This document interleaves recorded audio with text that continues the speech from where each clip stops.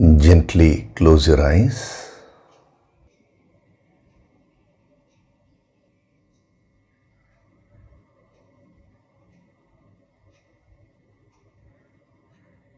Do deep breathing.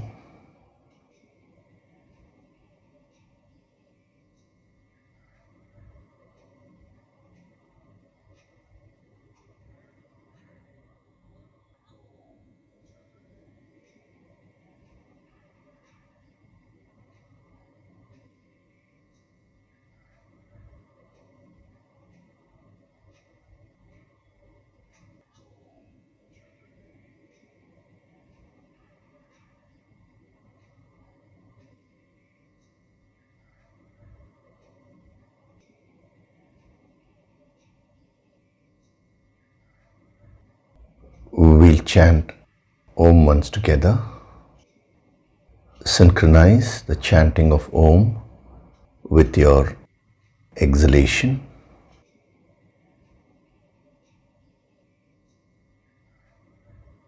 Breathe in.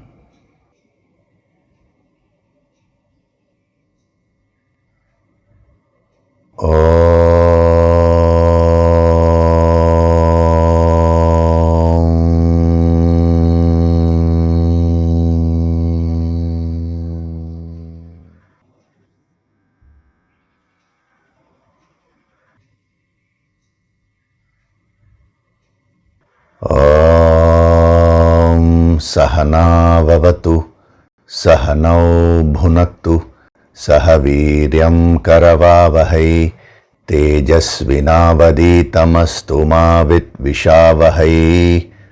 Om Shanti, Shanti, Shanti.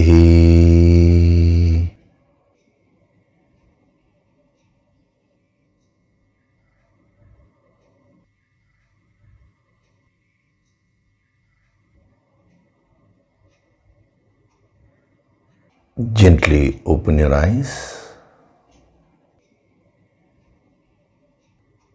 We'll chant from verses 1 to 5 of chapter 3. Arjuna Uvacha. Arjuna Uvacha.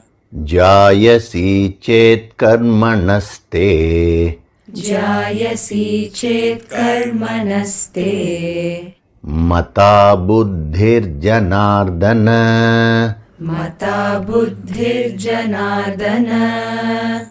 Tat kim karmani ghore mam. Tat kim karmani ghore mam. Niyojayasi keshava. Niyojayasi keshava. Vyamishreneva vakyena. Vyamishreneva vakyena. Buddhim mohayasiva me. Buddhim mohayasiva me. Tadekam vada nishchitya. Tadekam vada nishchitya. Yena shreyohamapnuyam. Yena shreyohamapnuyam. Shri Bhagavan Uvacha. Shri Bhagavan Uvacha. Lokesmin dvividha nishtha. Lokesmin dvividha nishtha. Pura prokta maya nagha. Pura prokta maya nagha. Jnana yogena sankhyanam. Jnana yogena sankhyanam. Karma yogena yoginam. Karma yogena yoginam. Na karmanam anarambhat. Na karmanam anarambhat. Naishkarmyam purushoshnute. Naishkarmyam purushoshnute. Nacha sanyasanadeva. न च संन्यसनादेव सिद्धिं समधिगच्छति सिद्धिं समधिगच्छति न हि कश्चित् क्षणमपि न हि कश्चित् क्षणमपि जातु तिष्ठत्य कर्मकृत् जातु तिष्ठत्य कर्मकृत् कार्यते ह्यवशः कर्म कार्यते ह्यवशः कर्म सर्वः प्रकृतिजैर्गुणैः सर्वः प्रकृतिजैर्गुणैः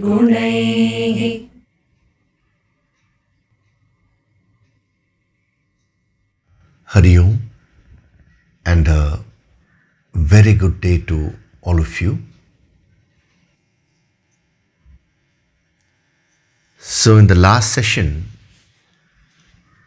we saw certain dimensions of the word avasham. So vasham means being under the influence of something or someone. Avasham. So we get two extreme dimensions. Avasham on one hand means intensely being influenced by someone or something, where you don't have any willpower at all. You're no longer self-willed. That is one dimension, helplessness, being in a state of powerlessness. On the other hand, avasham also means exactly the opposite, being very, very powerful. It indicates the ability to help oneself. Here we say helpless, no? Rather, you can act with choice. You're a free-willed person. That is the other dimension. Now, depending upon the context, one particular dimension will start working for a sadhak. When you don't do any sadhana, then you are powerless. When you start doing sadhana, then the other dimension, the opposite dimension of avasham, will start manifesting. All your inner powers will start coming out. And you will be in a position to choose things. See, in life itself, you cannot have a black or a white in all situations. Everything will have shades. I want you to reflect on this and understand.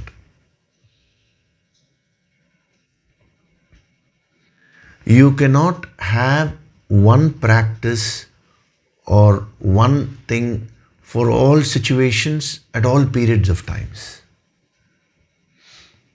See, we'll take a few examples, then you will understand what I'm trying to convey here. Supposing you ask me, sir, is a knife good or bad? Is it dangerous? Is it a dangerous instrument, or is it safe? Now you can never answer that question. If you give the knife to a child who doesn't know to a baby, let's say, who doesn't even know what is sharpness and what is not, it's very dangerous. Now, if as an adult, when you're holding the knife, it's compared to a baby, it is not dangerous. But among adults also, supposing you give a knife to a murderer, then that is very dangerous again. A person who has violent tendencies. Supposing you give it to a cook, it becomes very useful. The same knife, he uses it to cut the vegetables. If you give the knife to a doctor, now it becomes extremely helpful to people, because using that, he performs operations wherever it is necessary in order to save another person's life. So according to the context, the utility of that object varies from extreme negative to extreme positivity. A murderer uses the same knife to murder someone. A doctor uses the same knife to save someone's life. Extreme negativity, extreme positivity. But knife is only one. Depending upon the context, it will change.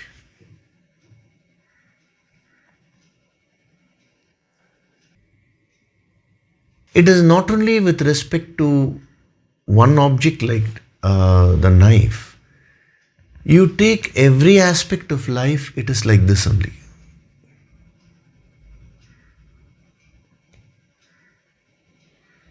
There is a joke which I have read that a couple went to a guru and fell at his feet for his blessings. And he blessed them. He said, "May you be blessed with 2 children, one boy and one girl." Now, the moment the parents heard that, they became very tense. They were shocked actually. So the Guru asked them, "Why are you shocked? I have given you a very nice blessing that you be blessed with a boy and a girl, 2 lovely children." To which they told him, "Sir, the problem is we already have 4 children. So 2 more, now it will become a big headache for us." This is a very interesting joke. Even though it has been put as a joke, there is a very deep significance there. What we may normally consider as a blessing may become a curse when the context changes.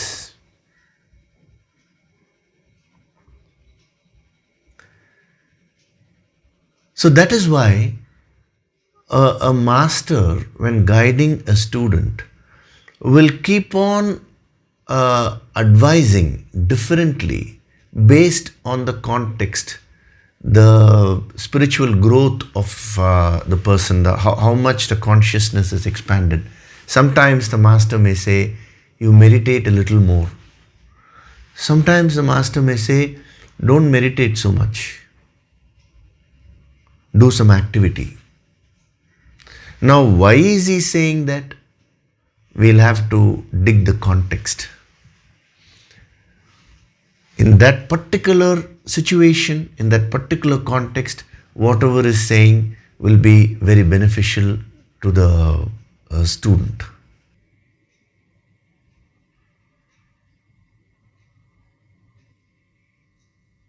So, when we come to this higher wisdom, you should always not look at it in a unidimensional way. It is always multidimensional. See, I am giving you various examples from life because you should understand that your life itself is multidimensional. It keeps on changing. The context keeps on changing. How do you relate with your child? When your child is a baby, you will relate to the baby in a particular way. As the child grows up, the way you relate, the way you approach, the child will have to naturally change. And when the same child becomes a teenager, Now you should take a more logical approach. You should explain more things. And then when the child becomes an adult, you should learn to let go. Like how the birds, the mother takes care of the young ones so meticulously. And when the wings come and when the time comes, the mother bird just lets go of its young ones. It doesn't say, "Oh, don't fly. Then what? It's better you be here only." No attachments. When the time of letting go comes, happily it lets go. So depending upon the context, the phase of life, your approach will have to vary. The problem is, parents have a single approach. They don't change their approach towards their children as the face of the child changes. The child is listening to you, listening to whatever you're saying. Now suddenly the child has become a teenager. Now what is the nature of a teenager? Teenager will keep questioning everything. Teenager will want logic. At that time, I find many parents complain, "Oh, my son or my daughter was listening to me earlier. Nowadays, he doesn't listen to me." Instead of providing what they want, if you're able to be very friendly with them and give them logical answers, then they will respond well. But the mind gets fixed with one thing. And once the mind gets fixed with one thing, that is what we call as a unidimensional approach. Then you lose the flexibility. You lose that adjustment. So it is not only with respect to children, with respect to your spouse, with respect to your friends, with respect to your company, wherever you're working. See, changes are constantly happening. According to the changes, you will have to make relevant changes in your approach. That is what we call as the yogic approach to life. It is a multidimensional one, not a unidimensional one.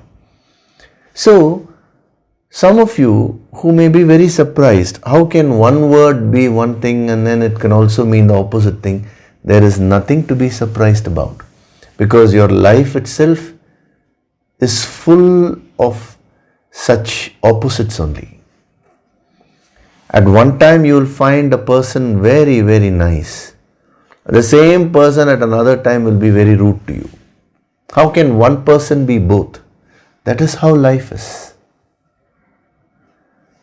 At one point of time, you are very disciplined and you get up in the morning, you do the yoga sankirtan sadhana, you do your exercises.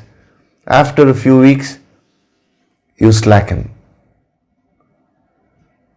You are unable to even get up from bed. You don't have that inspiration to go on. How can one person be both? That is what you are. When we come to the gunas, I will explain that. We are going to see that today. Very, very interesting. But first, you need to understand the relevance of the multi-dimensional approach, which is the essence of yogic approach, in your life. One is to see it in these verses, like Avasham. Everywhere I'm pointing it out to you. But now you need to become a deeper sadhak and start seeing this in your life itself. And once you start seeing the various opposites, how things can keep on changing according to the context, now you will develop the yogic approach to life. So yogic approach is not restricted only to the study of the scriptures and all that. This is a practice ground for you. When you keep attending every Sunday, you're not only given knowledge, healing energy and all that, but apart from all this, The aim of these sessions is to build that yogic multidimensional approach within you towards your entire life, every aspect of your life.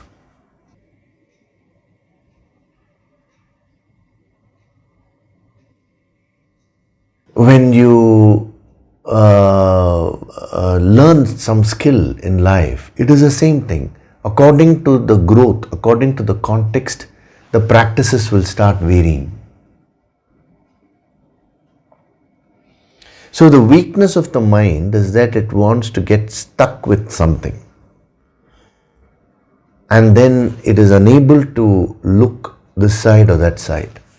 But the world is in a constant flux of change. And when I say world, your immediate people whom you are, your immediate near and dear ones, they are also constantly changing. A yogi is one who recognizes this change in life and he gracefully accepts that.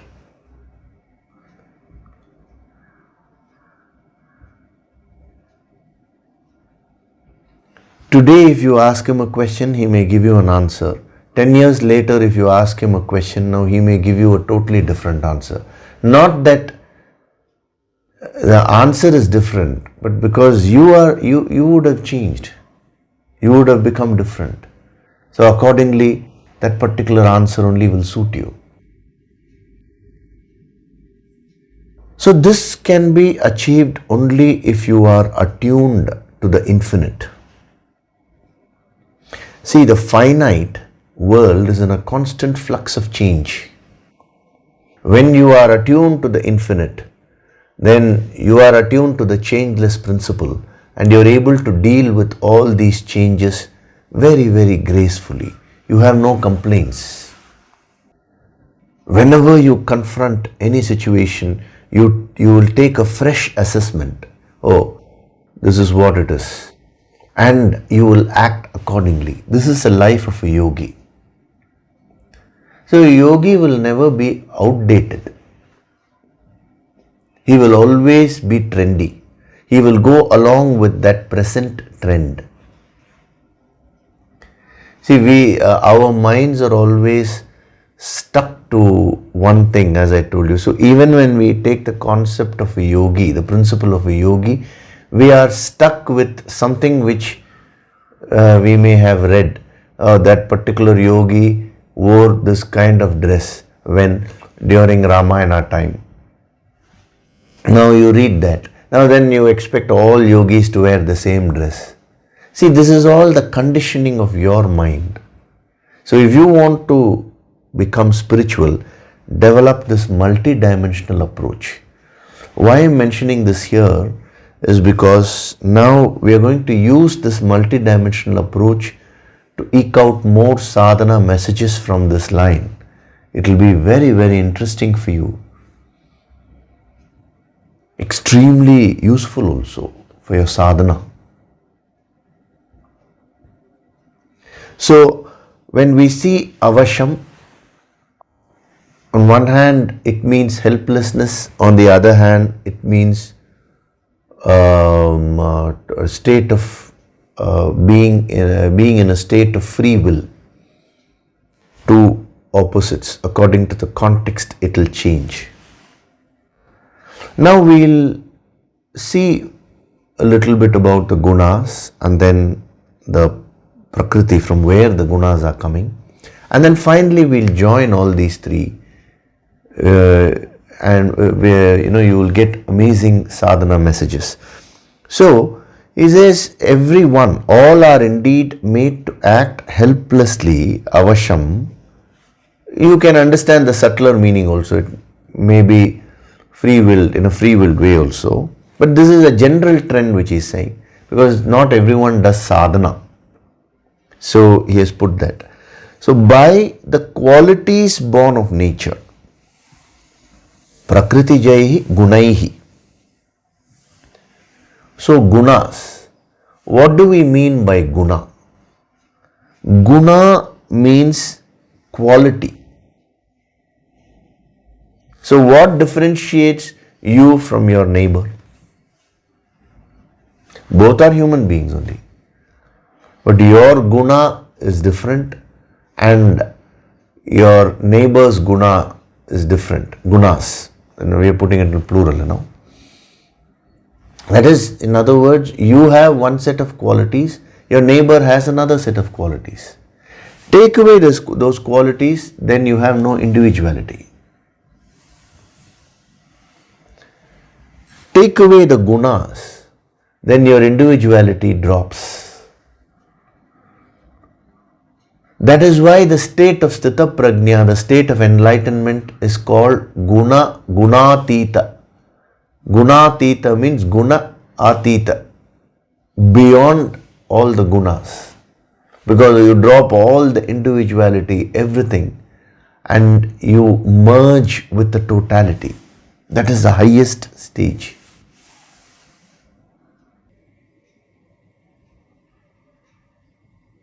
So when we say gunas means qualities, the qualities can be good or bad.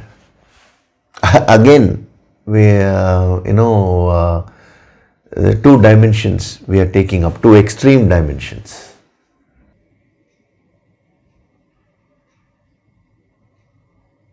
A guna means just a quality in a neutral way.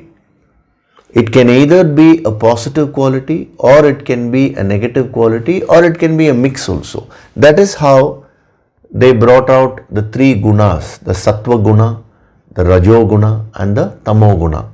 Sattva means the highest guna, very, very positive. Gunas like the qualities like calmness, compassion, unconditional love, the tendency to serve others, devotion towards the higher, clarity. All these things are classified under sattva guna. Rajo guna, rajas, means action, agitated activity. See, you have sattvic action also. Here what we mean by action is restlessness, agitation, stress, passion in a negative sense, that is uncontrolled passion, uncontrolled desire, kama. Ichcha is sattvic. Kama, ichcha means desire is well thought of, Kama, that is uncontrolled desire, is rajasic. And then you have the lowest, which is tamoguna. Tamas means laziness, not wanting to put any effort. Laziness can be at any level. You may have physical laziness, you may have emotional laziness. Some people, when they work, they don't work with full bhavana, They just work mechanically. That is tamas at the emotional level. Or at the thinking level, you may be tamasic, where you need to think, decide and act. You don't do that. You just act in any way you want. All this is tamas at the intellectual level. At the spiritual level, tamas manifests in so many ways. Without taking up duties in life, without doing your duties in life, simply just saying, everything is God, everything is divine, all that is a tamasic quality. A sattvic person will also say everything is divine. A tamasic person also will say everything is divine.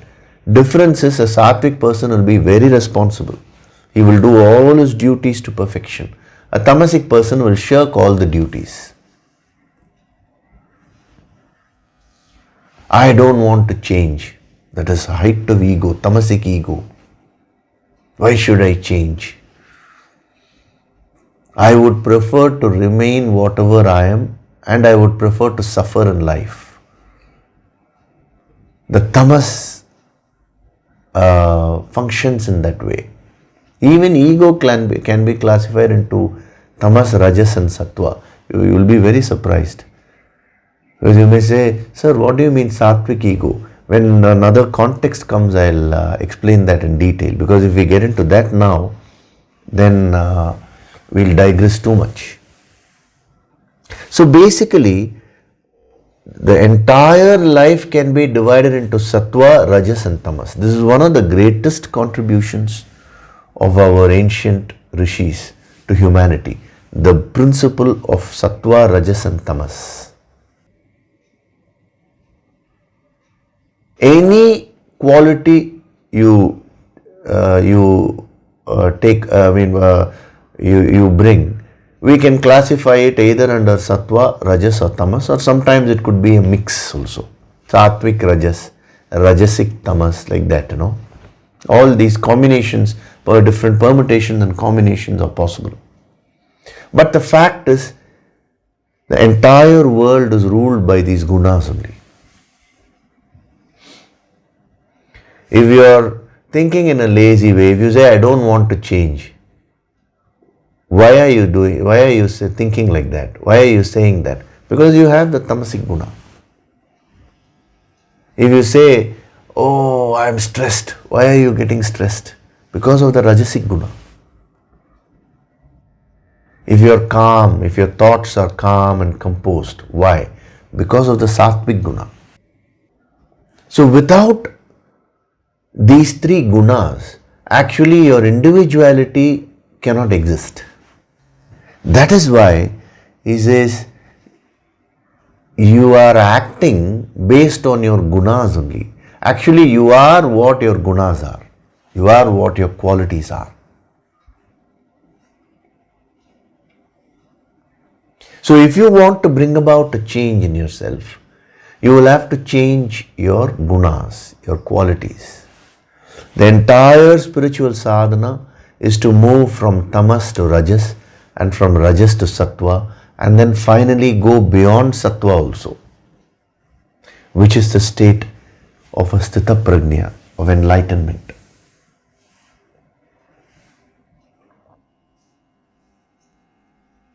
So he says, all are indeed made to act helplessly by the gunas. So the guna, that is a quality, can be bad or good.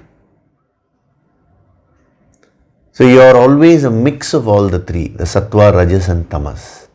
Sometimes the tamasic tendencies show up, sometimes the sattvic tendencies show up, sometimes the rajasic tendencies show up. Accordingly, you need to adapt your sadhana. You can't have a unidimensional approach. When you are feeling very tamasic and lazy, you are saying, I don't want to change. There you should not get into analysis. Some logic the ego will give. You should just force yourself to get on with whatever is the right course of action. When you are in a very rajasic mood, all the rajas is manifesting, you should do more of action. When you are in a sattvic frame of mind, you should contemplate. You should devise strategies. See, that is when your thinking will be very alert. So sattva and tamas will mimic each other. You should remember that. I mean, they will look alike externally. That's what I mean by mimicking each other. But once you understand these gunas in depth, it will become very easy for you. Actually, as we go along further and further in the Bhagavad Gita, he'll be dealing with these gunas extensively. In the later chapters, he'll be telling you what is a sattvic action, rajasic action, tamasic action. Sattvic actor, rajasic actor, tamasic actor. Sattvic happiness, rajasic happiness, tamasic happiness.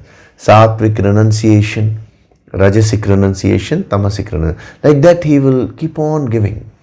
He'll be classifying everything into sattva, rajas and tamas.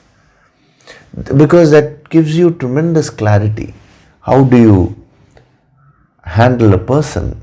How do you handle any situation? It all depends upon the gunas. When you deal with a sattvic person, you deal with him or her in a particular way. When you deal with a Rajasic person, you deal with that person in a particular way. When you deal with a Tamasic person, it's a totally different psychology which you need to use. So all this clarity will be gained by you only if you understand the gunas in depth.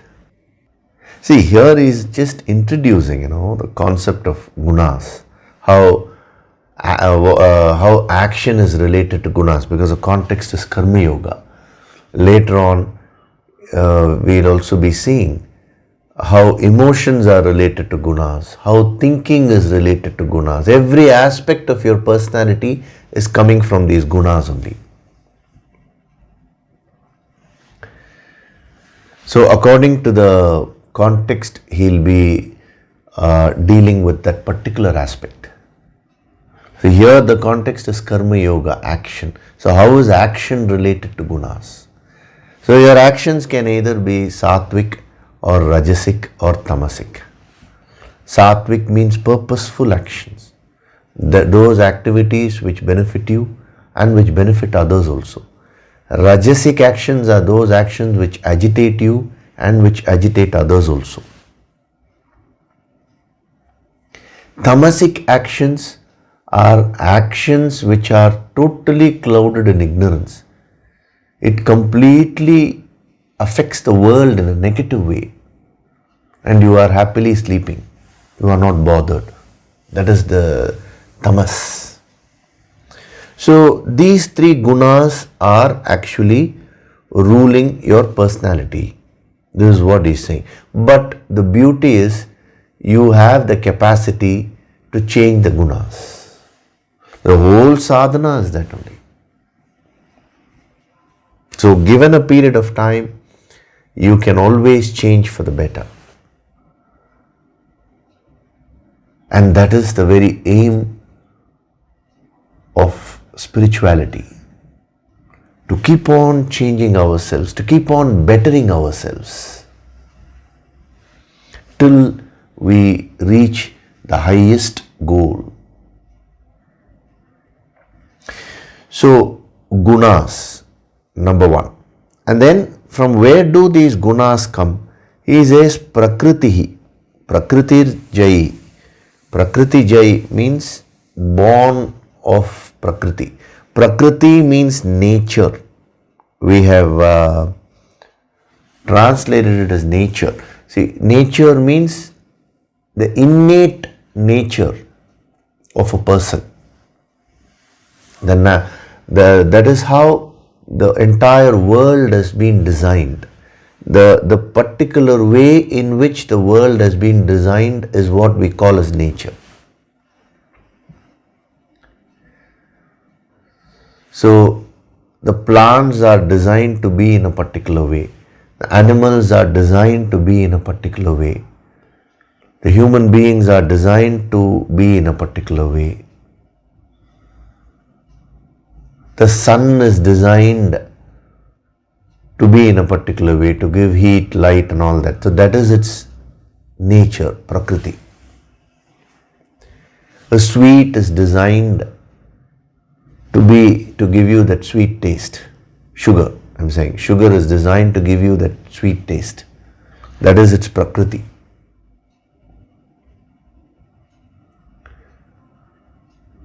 So, from that nature, innate nature, prakriti, the gunas come.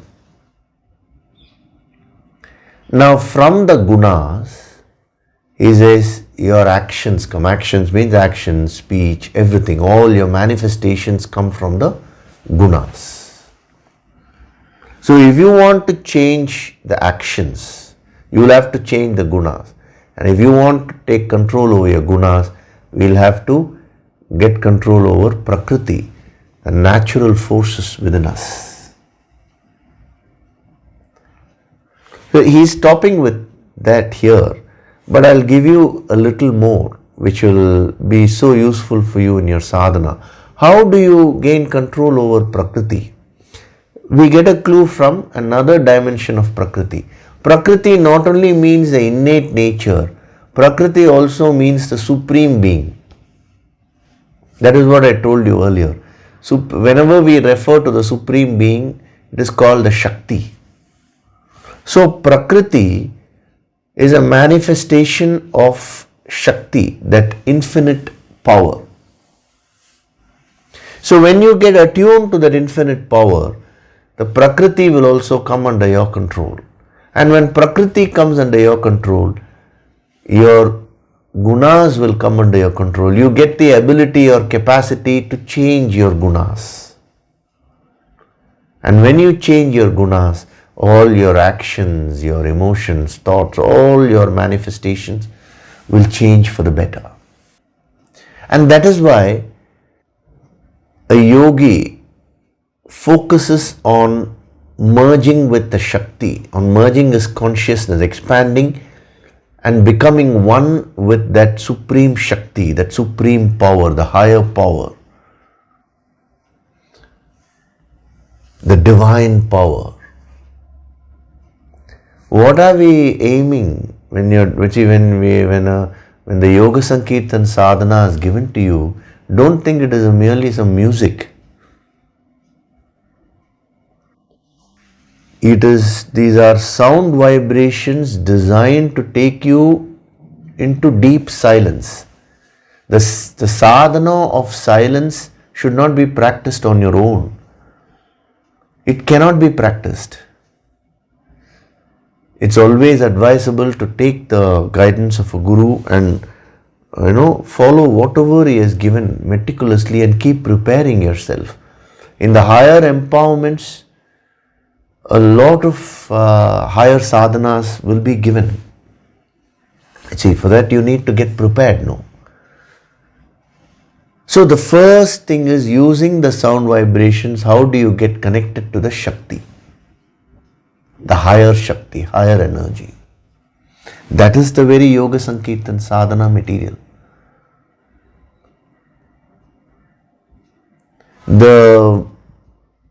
All the other meditation materials, whether it is Kaya Tattva or Prana Tattva, now we had the Anandoham, no, the infinite happiness. All those meditation materials which have been given to you for your practice, they are all meant to expand your consciousness and become one with the higher energy, which we call as Shakti. So when you keep on doing that sadhana on a regular basis, what will happen? Slowly, you will start attuning yourself to that higher energy. And when that happens, the Prakriti will come under your control. And when Prakriti comes under your control, the nature, then it is very easy to change the gunas.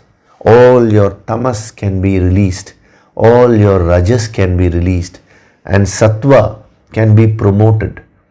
And with the sattva, you can reach finally the state of trans sattva, which is beyond all the gunas. So sadhana is a way by which you move from the gunas to the state of gunatita.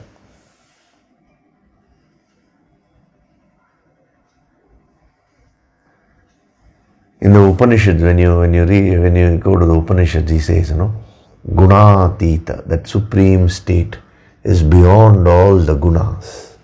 But how do you get to that state? It is by wading through the gunas. It is by gaining complete mastery over your own gunas. You can gain complete mastery over yourself, and that is how you progress and become one with the infinite. So, Prakriti Jai Gunaihi. Beautiful construction, So the ultimate power is God, the Shakti. So what should you do? Simply just surrender to that Shakti and start functioning in your life. If you want to take full control, that is the ego, you will become powerless, avasham. And when you just surrender to the higher Shakti and do whatever you want, you have to do in life, doing the karma, all your duties perfectly, the infinite blessings will be showered upon you. Remember, when you do your sadhana, you are always protected. See, a sadhak becomes very powerful in life because when you do your Yoga Sankirtan sadhana every day, a protective layer of energy is formed around you. So no negative force can come and harm you. Any negative situation you face, you will be able to face that and do whatever is required. That inner strength will automatically come. But if you leave off your sadhana, then again you will go back to the old ways. Instead of you being in control, now the prakritihi, gunaihi, that is the qualities, will start controlling you. You will feel helpless. So it is a beautiful construction here where he says, all are indeed made to act helplessly, avasham, by the qualities born of nature. But prakriti jai gunaihi. Now, before we go to the next verse, I'll give you a very deep sadhana message. This is a very powerful message. See, I told you about the multi-dimensional approach. So we'll now apply that multi-dimensional approach for this whole line. What is the line? He says, karyate hi avashah karma sarvah prakriti jair gunaihi. All are indeed made to act helplessly by the qualities born of nature. So instead of the word all, you can put yourself, because see, since he is addressing the entire humanity, all the scriptures, they are addressing the whole of humanity. But as far as you are concerned now, you should relate it to yourself. What is applicable to everyone is applicable to you also. So I am made to act. Indeed means that is for sure, he is saying. So I am made to act avasham, that is, whether it is helpless or not, that we'll see, by the gunas which are born of prakriti, nature. This is the line. Now, we will apply the multi-dimensional yogic approach and see what happens. So having explained all the different parts, now when we combine it together, you will be very thrilled, because that will give you tremendous messages. So when we talk of prakriti, nature, we can divide it into three parts. One is the external environment, the world, whatever you're seeing outside, that is also nature. Number one. Number two, your individual nature, that if you take up any individual, he or she will have that particular prakriti. And from that individual nature only the gunas are coming. So we'll come to gunas later. First, nature wise, we'll see the different applications. One is with respect to the macrocosm. Instead of taking the entire macrocosm, you can take your immediate environment, that is nature. Then you have yourself, the individual, that is the individual prakriti.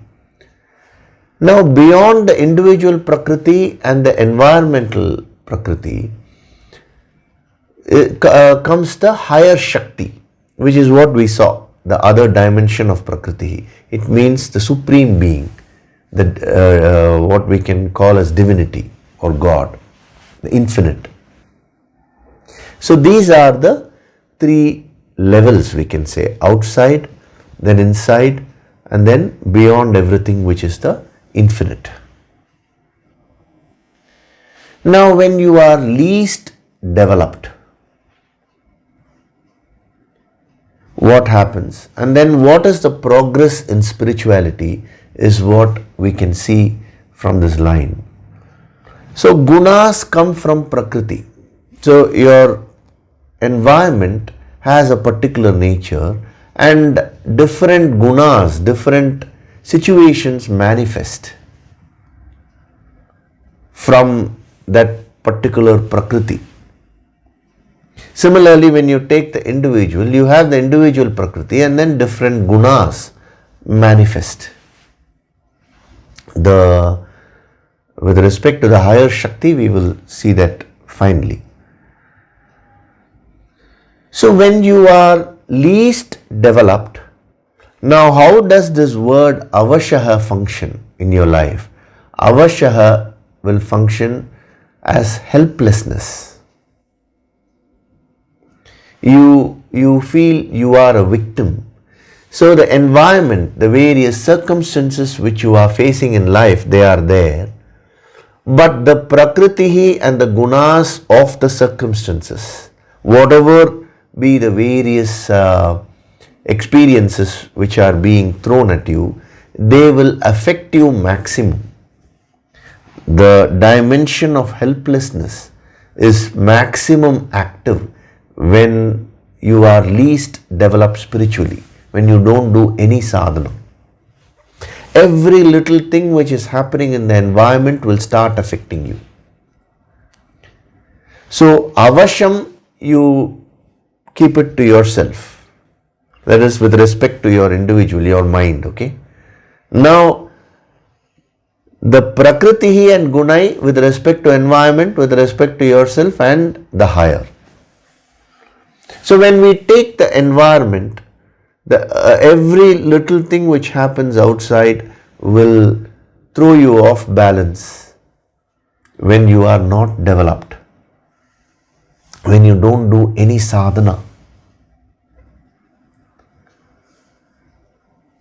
So when you are working in an office, there is a Prakriti. The office has its own nature and different people are functioning there. The gunas are all functioning. The manifestation is in a particular way.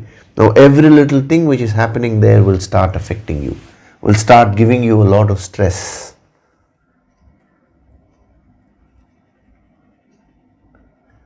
Now as you advance in spirituality, when you do your sadhana properly, diligently, when you are devoted to your Guru, devotion to Guru means following whatever he is saying. We are not talking of simply going and bowing down externally and then you are doing whatever you want. That is all not devotion. True devotion, true attunement to the Guru means following what the Guru is saying, going in the path which he is showing. So when you do that diligently, what will happen is, from the environment, now you shift the Prakriti to internal. Your individual nature, your gunas, that is your individuality, gets the capacity to handle whatever is happening outside. And that is when the other dimension of avasham starts manifesting. That is, you become more powerful. The same environment, the same situation which was affecting you earlier, now no longer affects you so much because you have started advancing in your sadhana. But what is happening within you may affect. The internal Prakriti and gunas may affect you. That requires more objectivity, more growth. But you have moved from the external level to the internal level. You've come to a stage where things can go on outside. Sometimes it may be good, sometimes it may be bad.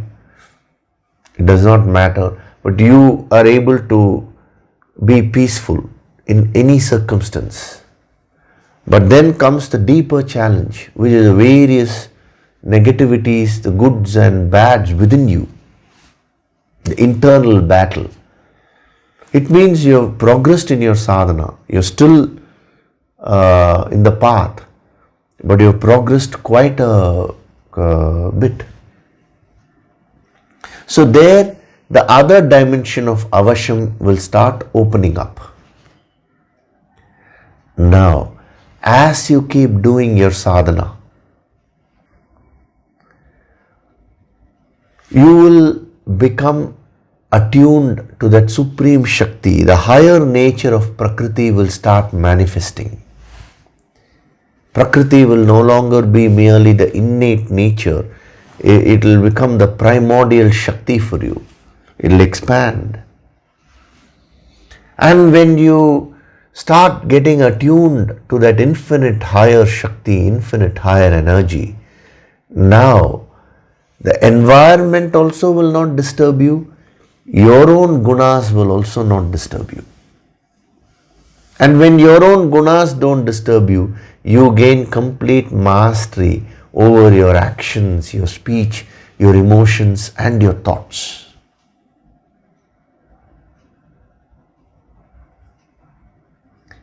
So this line, when he says all are indeed made to act avasham, I am deliberately saying avasham because according to the context the meaning changes.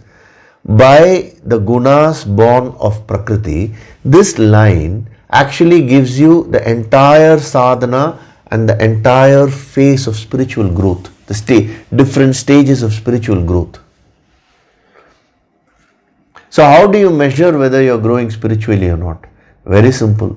How much of the world is affecting you? How affected are you in life?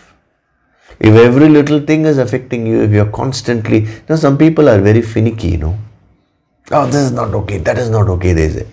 It means their minds are totally out of their control. So when you do your sadhana, when you're growing spiritually, these pinpricks of life will no longer bother you. You will learn to smile in any situation. That capacity is there within you. And then when you grow further spiritually, these are all the yardsticks. You will become objective to your own qualities. You will start viewing yourself as if you are viewing a third person. That is when you generate unconditional love, because you will treat yourself and others equally. There will be no extra self-importance. That is ego. So these are the ways by which you can find out whether you're growing spiritually. And as you advance in spirituality, when you take more and more empowerments from the Guru, your spiritual advancement is really increased. So as you advance spiritually, what happens to you? You become one with that supreme Shakti. Neither the world will affect you, nor will your individual qualities affect you.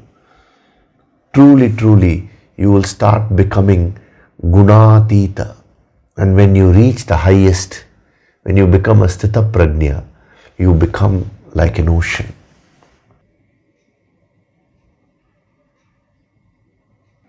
An ocean which is all accepting.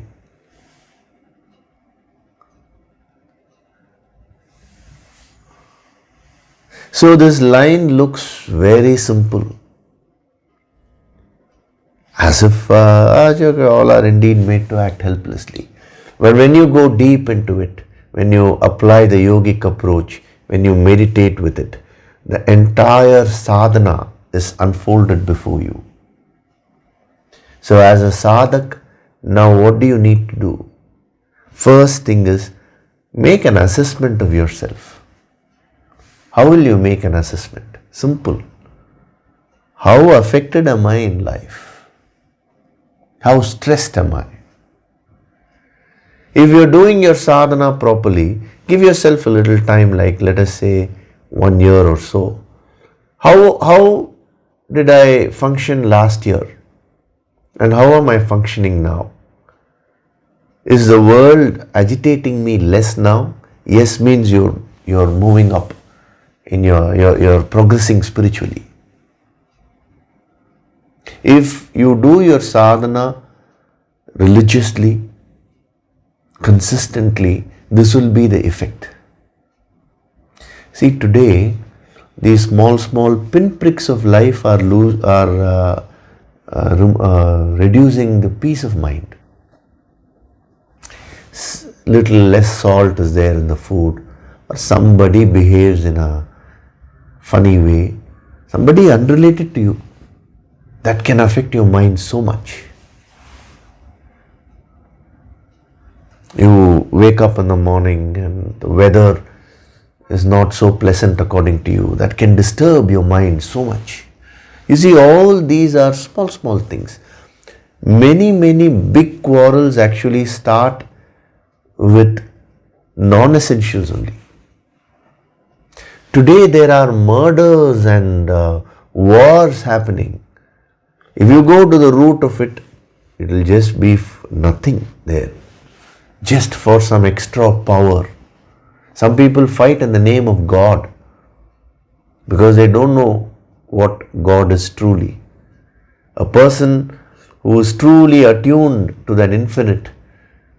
Now, what is there to fight about God there? All your quarrels, all your disturbances are all stemming from petty things.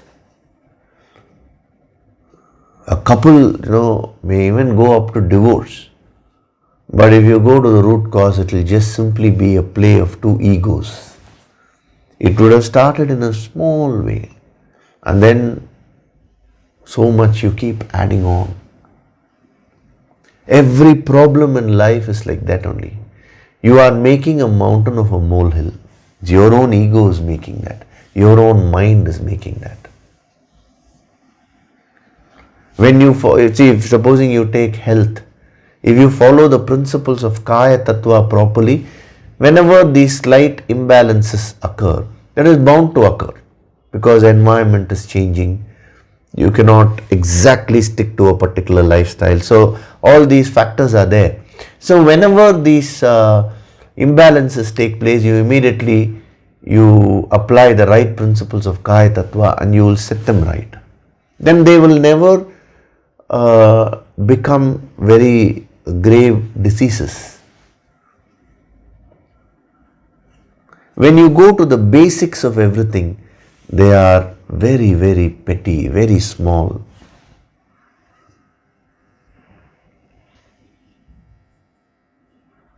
It is only when you do your sadhana diligently, you will be able to appreciate whatever is being told here. So make an assessment of yourself. It is good to make an assessment of yourself once in 6 months or once a year, so that you know I am progressing in the right path. This is number one. Number two, if you find that you are disturbed in a particular area, now apply this wisdom. Oh, the disturbance is happening. Why? Because of these gunas. That is coming from Prakriti. Now do your sadhana. When you do your sadhana, you will get attuned to the higher Shakti. And when you get attuned to the higher Shakti, you will find that that problem starts vanishing from your life because you gain the higher control. The higher Shakti will flow through you and dissolve all the negative energy which you are facing today. So normally you do your sadhana in a general way, but if you are stuck with any particular problem, bring that intention. I need to release the negative energy, and that negative energy is coming from the negative guna, negative prakriti. So bring that intention and then do your sadhana. When you do the Yoga Sankirtan with the grace of the Guru Shakti, the energy pattern will start changing because you are getting attuned to the higher Shakti. These are the two practices which I am giving you. These practices are for life actually. Please make a note of them, think about them, reflect. Absorb these principles fully. Start practicing them. Don't keep hearing them mechanically. Oh, I know this, I know I have to do sadhana. Sometimes the word sadhana itself, you say it in a very mechanical way. It shouldn't become like that. So we'll stop with that today. I've given you some very powerful dimensions of this verse. Let that go within you. Let it sink deep. And then when you come back, we will proceed further. This is such a beautiful journey,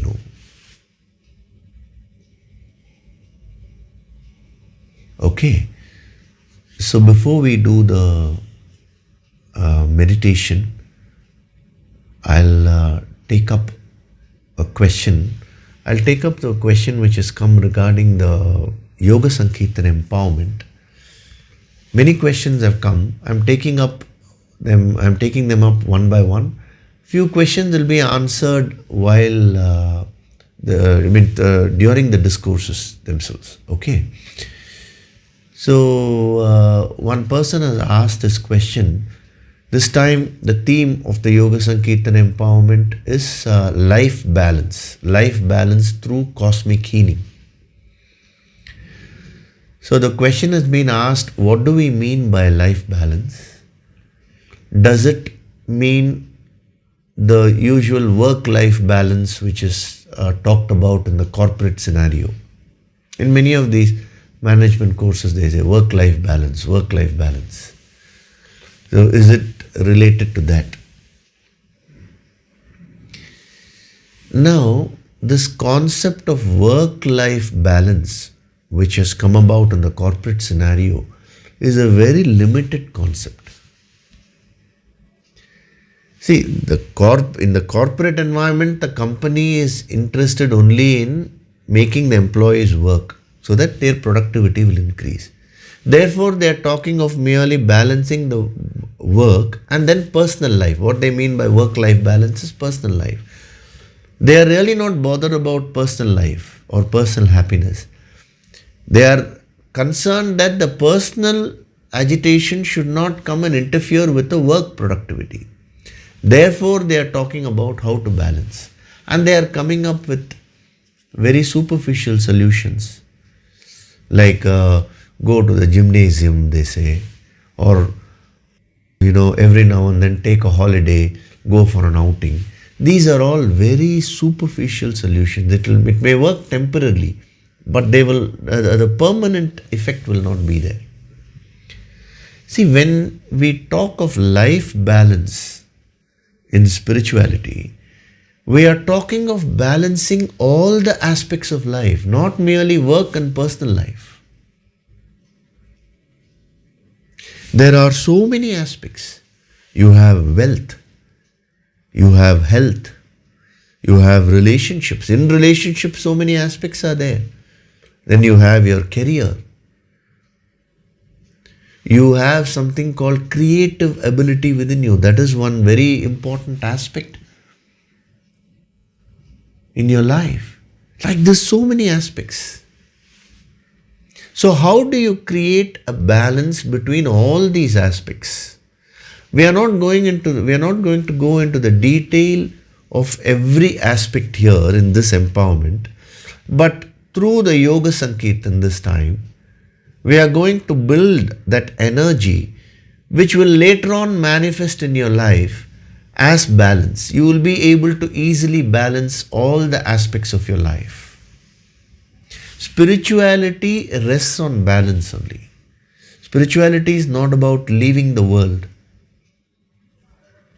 If you leave the world, again you're becoming imbalanced. You see, your whole life is imbalanced today.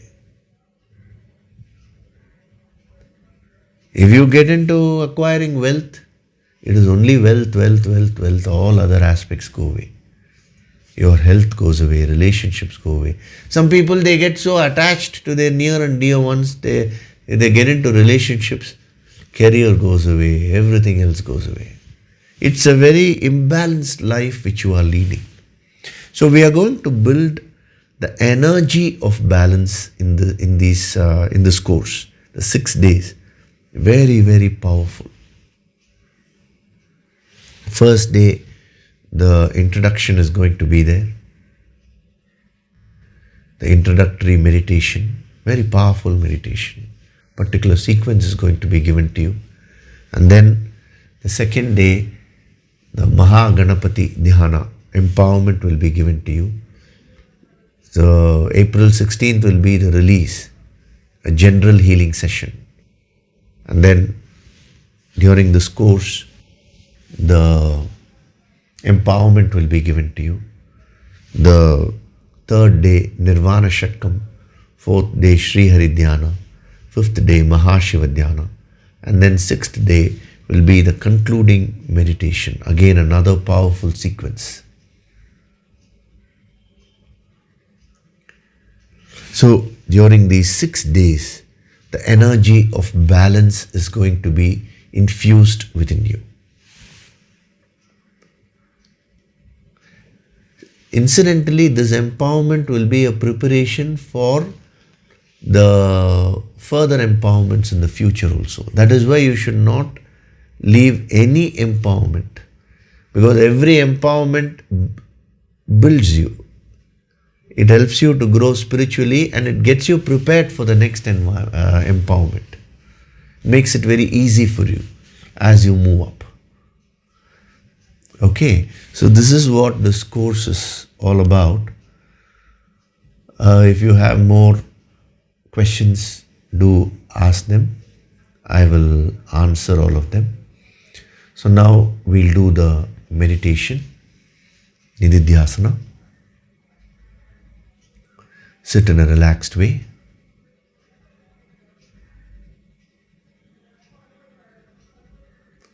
Gently close your eyes.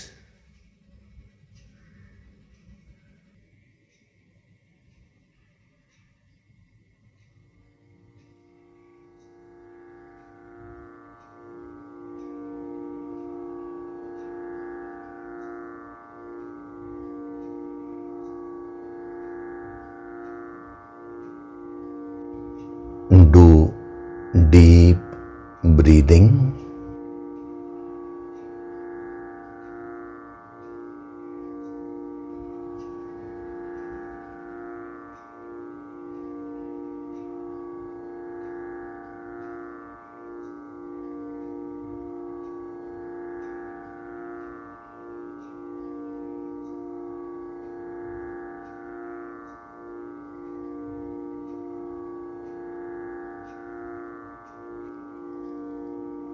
With every breath, I am becoming more and more relaxed.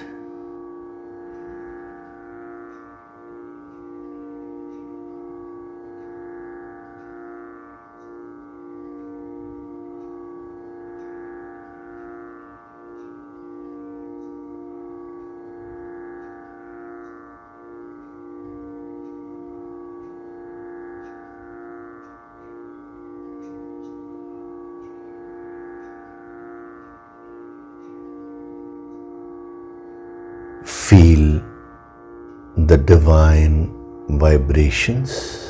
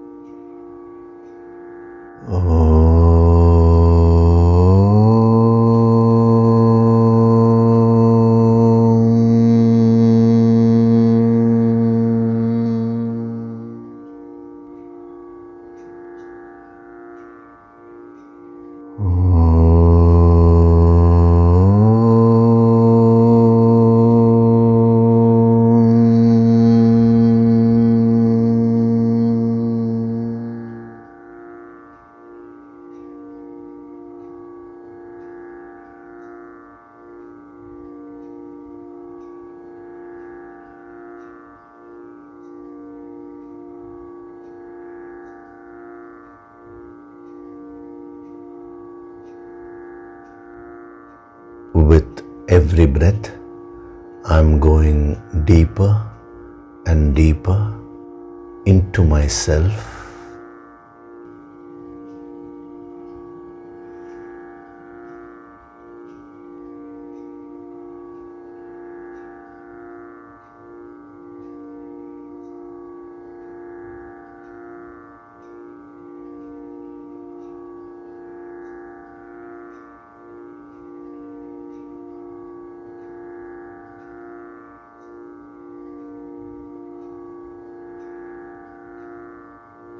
Beyond the physical body, beyond the mind, beyond the intellect, lies my supreme essential self.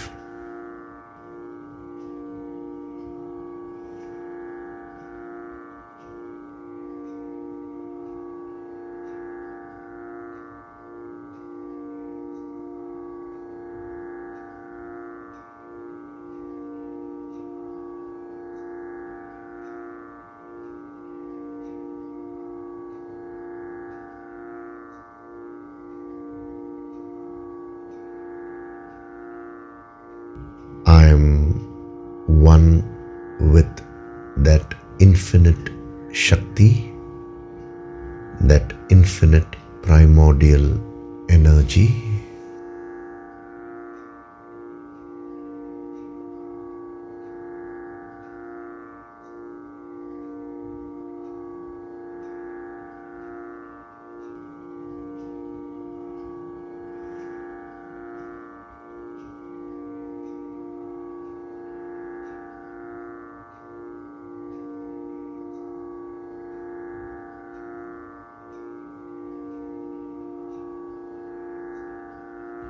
I am like the ocean,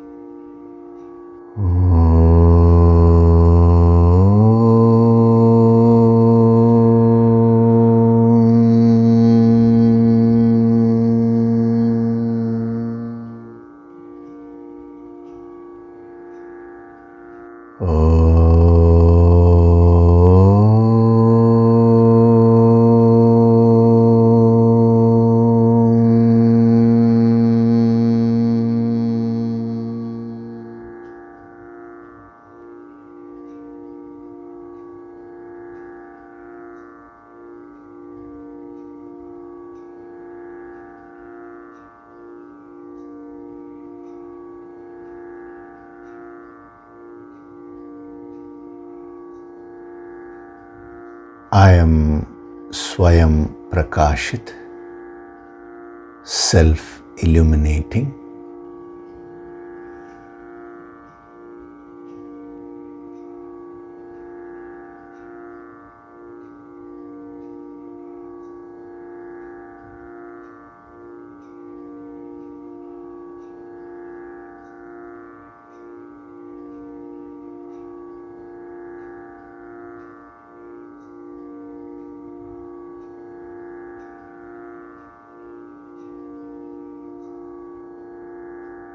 Offer your gratitude to God Supreme.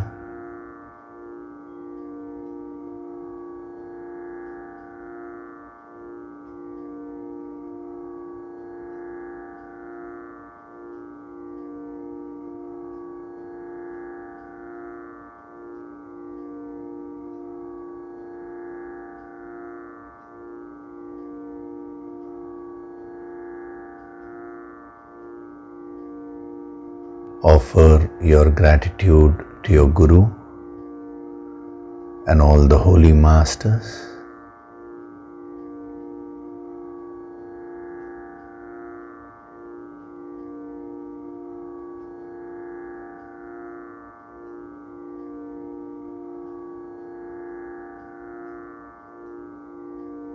Slowly come back. Wriggle your fingers, your toes, rub your palms together to create a warmth.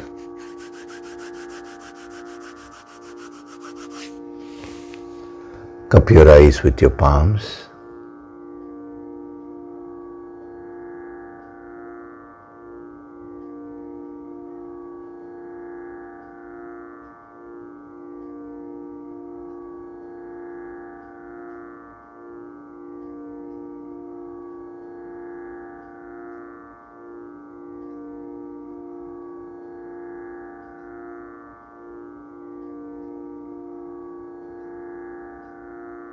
Gently rub your eyes, cheeks, forehead, top of the head, back of the head and neck. Slowly open your eyes.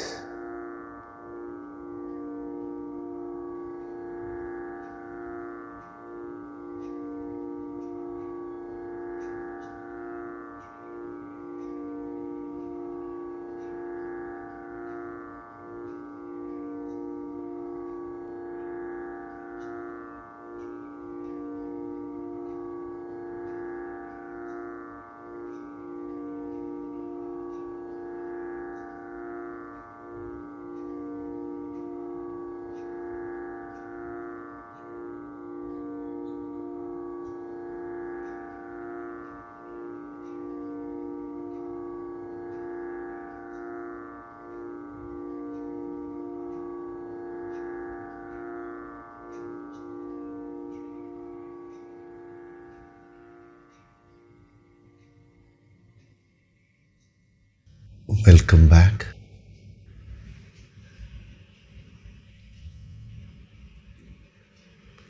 So we had a very deep session today.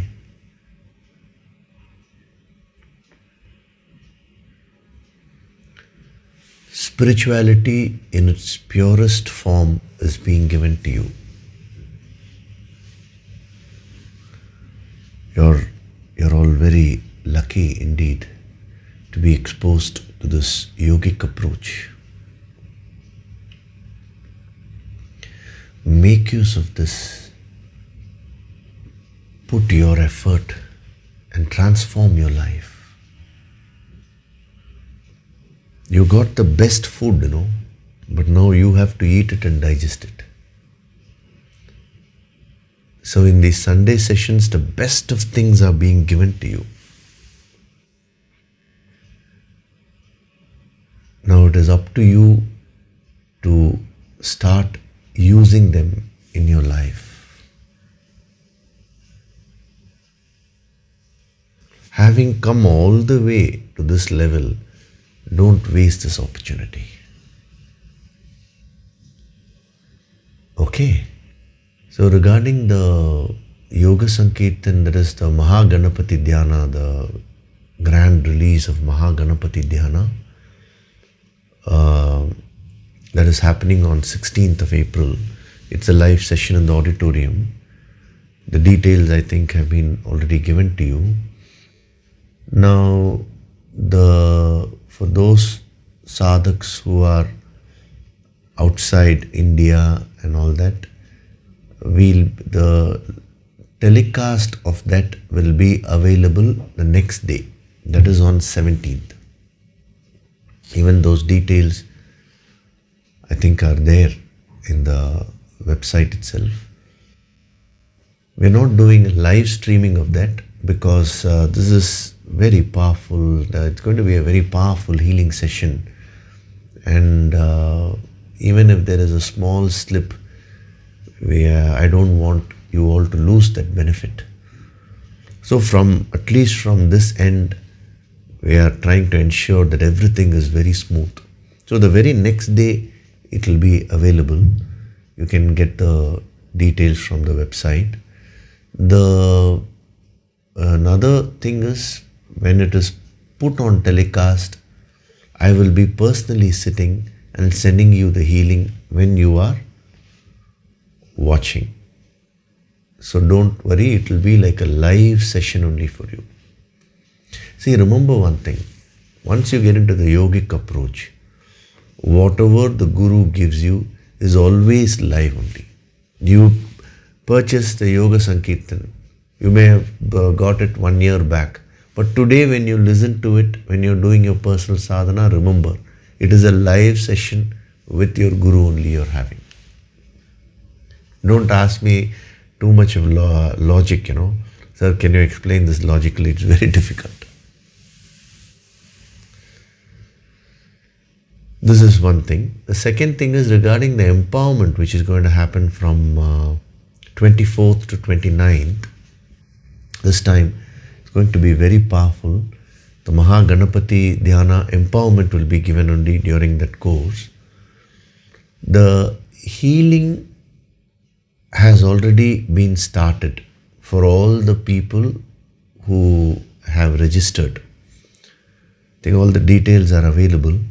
So the moment you register, which means you're committing, see, I want that commitment from you. Then the particular healing which is necessary for that, for you to receive that empowerment will start.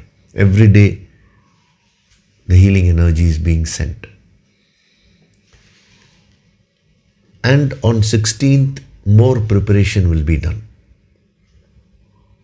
So the whole structure has been created so that you can benefit maximum during the empowerment course. Okay, so do your personal sadhana diligently and keep receiving the higher energy. Many people have already started saying they're able to see a lot of difference. A lot of good things have started happening in their lives and all that. It is because of this only. The healing is already being given to you. The healing energy is being sent to you. The MAHAGANAPATHI Dhyana, that energy of success. So when good things start happening in your life, attribute it to God, attribute it to the higher, the Guru Shakti. Don't take it upon yourself. That is a very good yogic practice. Okay? So thank you very much. Hari Om.